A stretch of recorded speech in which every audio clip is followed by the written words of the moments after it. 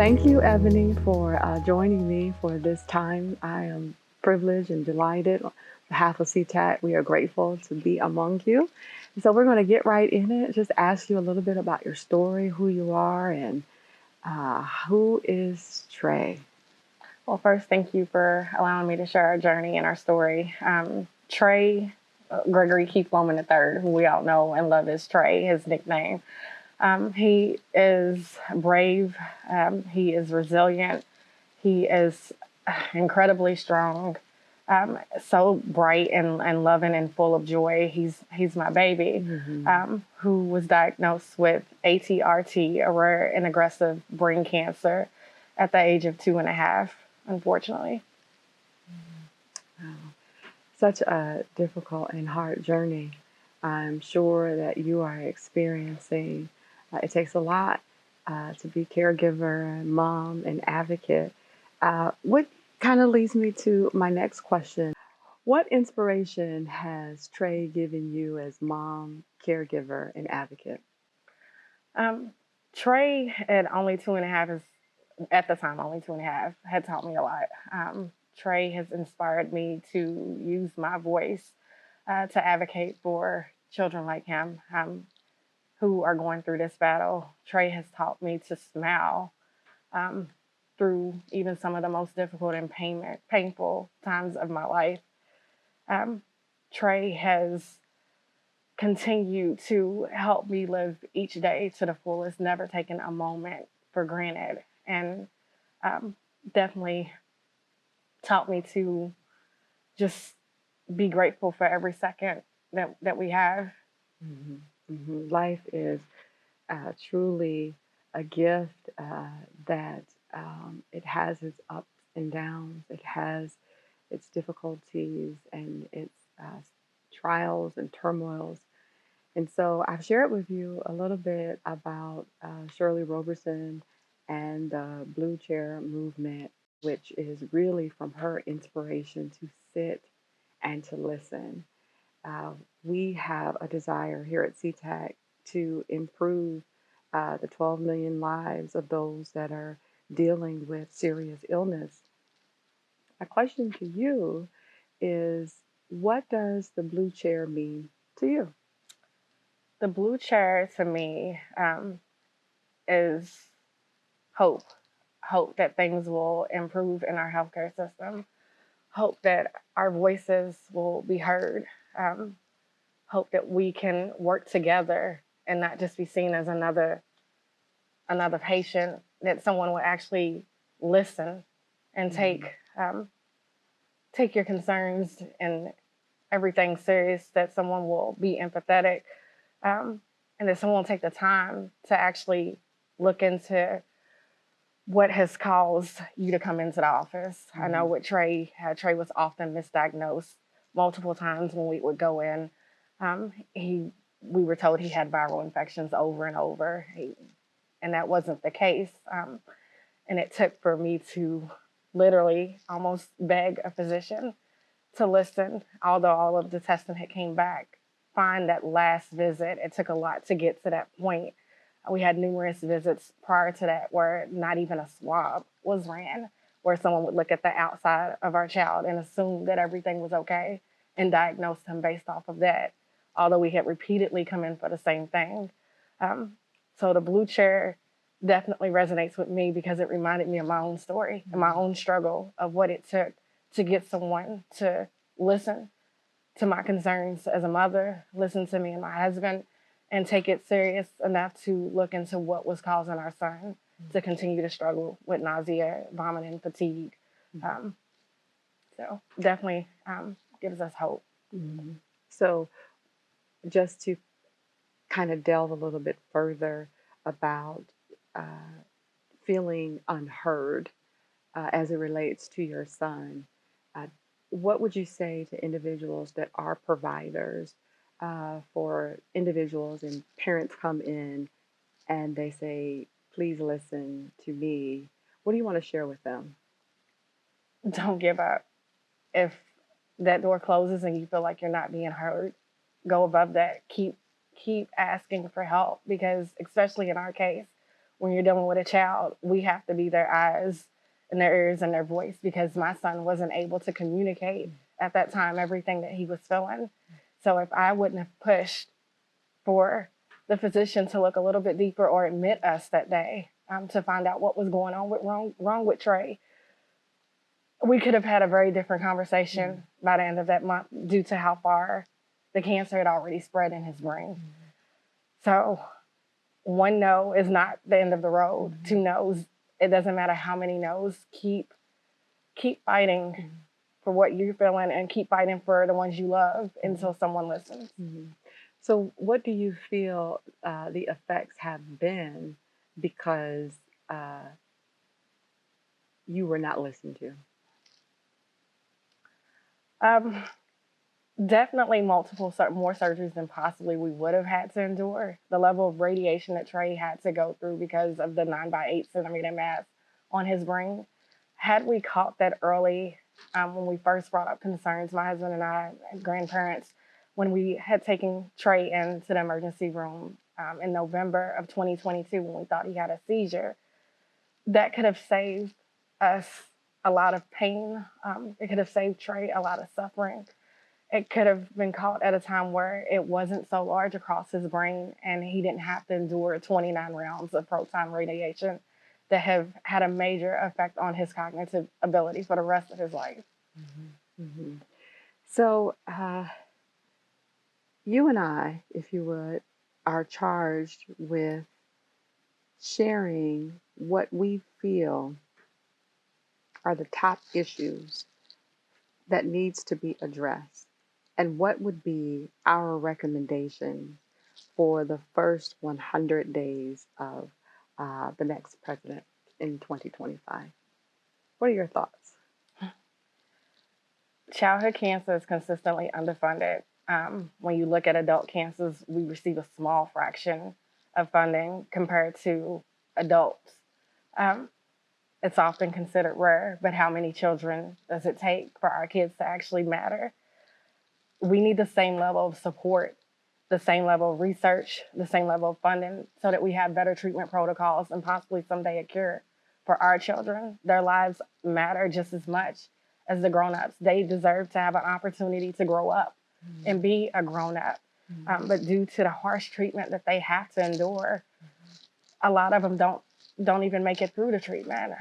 Even when they do, they're fighting chronic illnesses, many side effects left from the brutal treatment that they've had to go through to try and save their lives. So the only way we have better outcomes is if we continue to invest more in research. And for rare brain cancers, like what my son has, you receive even less support. So with childhood cancer being the #1 cause of death for children by disease, you would think that we would do more. I don't know what else it would take, but one child is one too many. And we need the same level of support and awareness. So finally, I'm going to give you the floor and have you an opportunity to give and say final remarks to our participants today. Trey's fight is not only our fight, my son's fight is everyone's fight, because it can easily be someone that you love. It could be someone that you know. And for everyone that looks like Trey, there's another family just like ours going through the same battle. And none of us can go through this alone without your support. We pray that someday we don't have to have this conversation, because there's more done to help our families who are going through treatment. Not only once treatment is completed, but in the beginning of treatment, because early diagnosis can often save lives. And too often, our concerns and our voices are not heard. And if we work together, we could possibly save more lives if someone just listens to our concerns early on and don't take them lightly, especially when you see a child coming in over and over for the same thing. You could possibly save their lives. So, thank you. Mrs. Ebony Lowman, mother and caregiver from Louisville, Kentucky, will be awarded the Blue Chair Caregiver Award for your advocacy work to raise funding for pediatric cancer research and to bring awareness on the importance of blood stem cell donations. In recognition of Trey, who is 4 years of age, who is fighting a very rare and aggressive brain cancer, atypical teratoid rhabdoid tumor, ATRT, of the central nervous system, which occurs mostly in the cerebellum, the part of the brain that controls movement, balance, and basic body functions. Mrs. Lowman has worked tirelessly to encourage and facilitate people to join the bone marrow donor registry alongside representatives from the National Marrow Donor Program. This program is important to children with cancer who need a blood and marrow transplant. This is critical in the African American community, where there is only 29% chance of finding a donor match compared to Caucasians' 77% chance. Mrs. Lowman's extensive advocacy includes speaking at events locally, across the state, and nationally. Kentucky Governor Andy Beshear recently invited her to speak on pediatric cancer at an event to support the Kentucky Pediatric Cancer Research Trust Fund at the Commonwealth Capitol. Mrs. Lowman publicly shares the challenges she and her family encounters for her quest for better treatment options as Trey continues his treatment and battle against this rare pediatric cancer. She shares the financial impact and the emotional and mental exasperation that comes with seeing her son fight for his life. Ebony, on behalf of the Coalition to Transform Advanced Care and CEO John Broyles, it gives me great joy to share with you that you, along with Congressman Earl Blumenauer and Joanne Jenkins, Chief Executive Officer of AARP, will be recognized and honored in ceremony on October 22nd at C-TAC's 2024 National Leadership Summit in Washington, D.C. I want to remind you, Ebony, that your work is not in vain, that what you are doing is making a difference. I am so privileged to journey with you in this. Your work is noted, and Trey's fight is not a loss.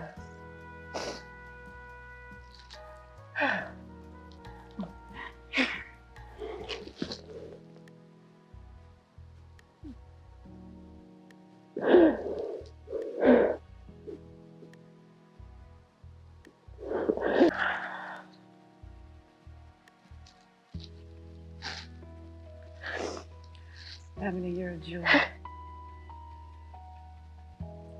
So many people have benefited from your labor. I know it's not fair.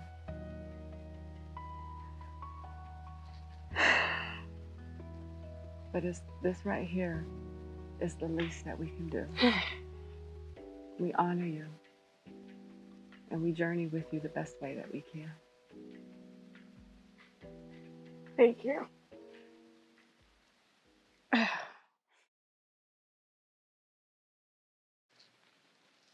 Oh man, I wasn't expecting to cry. I didn't see that coming at all. Yeah, I'm holding on to tissues. Sorry. It's been painful, so Yeah, it's a lot. it is. And interesting enough, this is a part of so many people's lives. And we have a responsibility to journey with individuals that are enduring one of the most difficult parts of their life. Yeah. So this is what the Blue Chair is really all about. And this has been by far the most difficult thing I've ever had to go through. Mm-hmm. This is my son. Mm-hmm.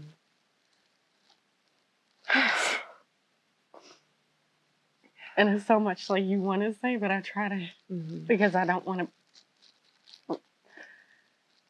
But that's when I say his fight is our fight. It's not because it's just my son. I think of all the kids. Some that I've met along the way. The ones that their parents don't have that opportunity to advocate. The ones that didn't make it. And that's what keeps going. Right. Not only just my child, because my child desperately needs this, but there are so many other kids that desperately need this, the help. Yeah. And it's hard when you have to keep hearing rare. And that's the reason for so many things. It's like, my kid is not rare. His life should not matter any less. Any less than a grown person who's been able to go through cancer and live a full life. I just want him to live his life and have a full life. So when you heard it,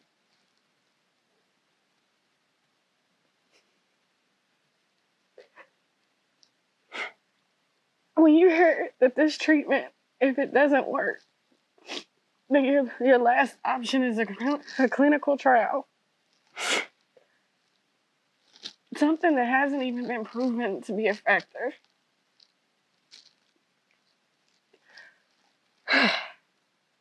It's nothing but God that gets us through this. And that's the only thing I have to keep holding on to. Because every time we've hit an obstacle, God has gotten us through it.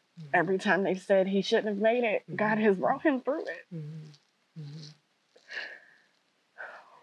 You know, and it's so interesting, Ebony, that when we think about serious illness, many times we think of older population. Yeah.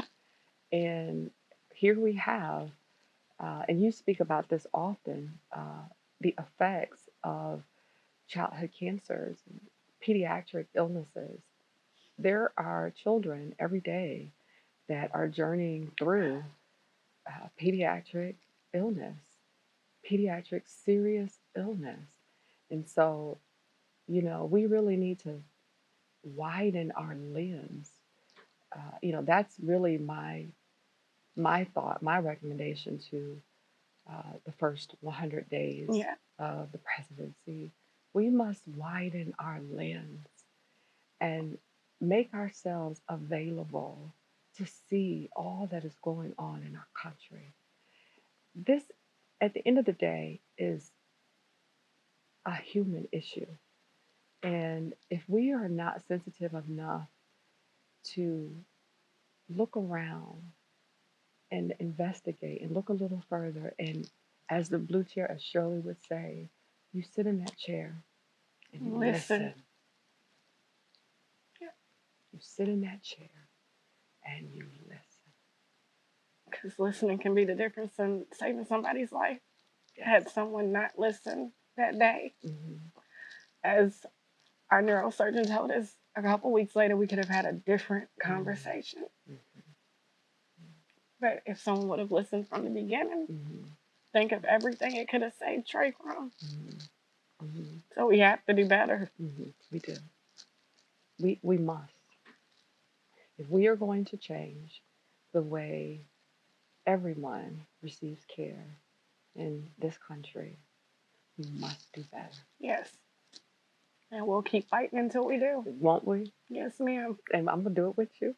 Thank you. And you're going to do it with me, right? I am. Thank you. All right. Love you, sis. Love you too. You mean the world to me. You mean the world to me. All right.